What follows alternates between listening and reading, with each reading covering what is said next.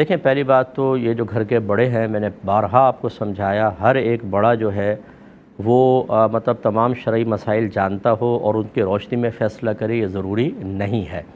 اس لیے احتیاط کرنی چاہیے، اور اس قسم کے جب شرعی مسائل ہوں تو صرف مستند مفتیان کرام سے ہی مشورہ کرنا چاہیے۔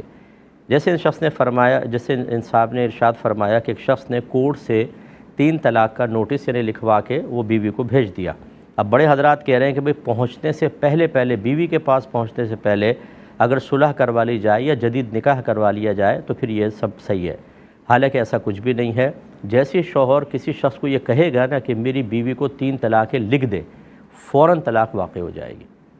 ہاں، اگر اس نے اس طرح لکھا کہ یوں لکھو کہ جب میری بیوی کو یہ لیٹر پہنچے تو اس کو 3 طلاق، تو پھر اس نے خود کنڈیشن لگا دی ہے، وہ ہاتھ میں پہنچے گا تب وہ لڑکی اس کو پڑھے وغیرہ یا دیکھ لے یا ریسیو کر لے تو 3 طلاقیں پڑیں گی۔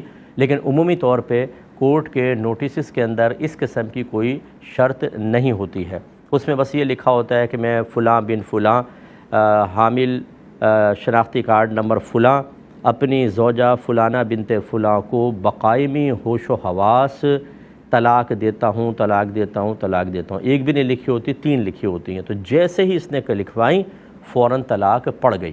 اب ان بڑوں سے کویسچن کریں کہ جب یہ لکھوانے سے طلاق پڑی ہی نہیں، آپ کہتے ہیں جب تک پہنچے گی نہیں تب تک وہ طلاق نہیں ہوگی، تو پھر یہ کہنا کہ یا تو اس سے پہلے صلح کر لو یا جدید نکاح کر لو۔ جدید نکاح کیوں کریں گے جب طلاق ہی نہیں پڑی؟ تو اسی سے آپ اندازہ کر لیں کہ ذہنی ان کی مطلب پہنچ کہاں تک ہے کہ یہی نہیں سمجھ پا رہے کہ خود کہہ رہے ہیں طلاق نہیں ہوگی جب تک بیوی کے ہاتھ میں نہیں پہنچے، اور یہ فوراً آپ جدید نکاح کر لیں۔ بہرحال 3 طلاقیں اگر اس نے بھیجی ہیں فوری طور پہ نافذ ہو گئے اور حلالہ کے بغیر، اور کوئی بھی اگر حل نکالنے کی کوشش کریں گے تو وہ گناہ ہوگا، اگر ساتھ رہیں گے گناہگار ہوں گے، جسمانی تعلق قائم ہوگا، زنا خالص ہوگا، اور اگر بچے پیدا ہوئے تو ولد الزنا اور ناجائز کہلائیں گے، باپ سے ان کا نسب ثابت نہیں ہوگا۔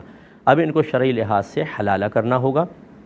حلالہ کرنے کا طریقہ یہ ہے کہ عورت بغیر کسی پلاننگ کے، یعنی پری پلان، کوئی شرائط وغیرہ نہ رکھے، کسی شخص سے نکاح، پہلے شوہر کی عدت گزارے گی، پھر وہ کسی اور شخص سے نکاح کرے، ان میں باقاعدہ جسمانی تعلق قائم ہو، پھر وہ شخص فوت ہو جائے یا اس کو طلاق دے دے، پھر اس کی عدت گزار کے پھر پہلے شوہر کے پاس آ سکتی ہے، ورنہ نہیں آئے گی۔